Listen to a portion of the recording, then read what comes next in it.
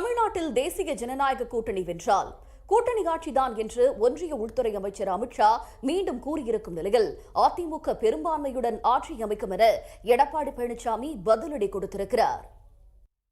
தூத்துக்குடி மாவட்டம் ஏரலைச் சேர்ந்த திமுக நிர்வாகி சக்திவேல் குறித்த முதலமைச்சரின் நெகிழ்ச்சி பதிவு ஆறுதல் அளிப்பதாக சக்திவேல் குடும்பத்தினர் தெரிவித்திருக்கிறார்கள்.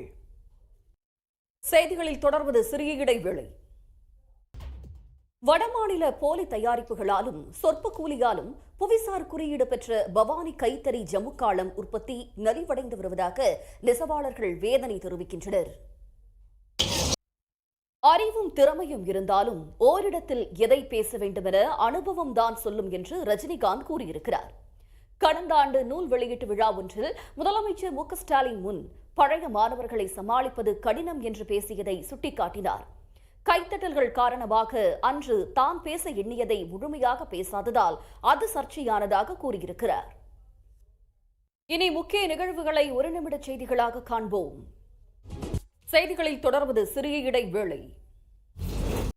தாஜ்மஹல் தஞ்சை பெரிய கோயில் வரிசையில் விழுப்புரம் மாவட்டத்தில் உள்ள செஞ்சிக்கோட்டையை உலக புராதன சின்னமாக யுனெஸ்கோ நிறுவனம் அறிவித்துள்ளது.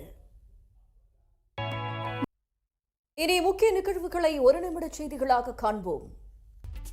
அண்மை செய்திகளுக்கு தொடர்ந்து இணைந்திருங்கள் சன் நியூஸ் தொலைக்காட்சியுடன்.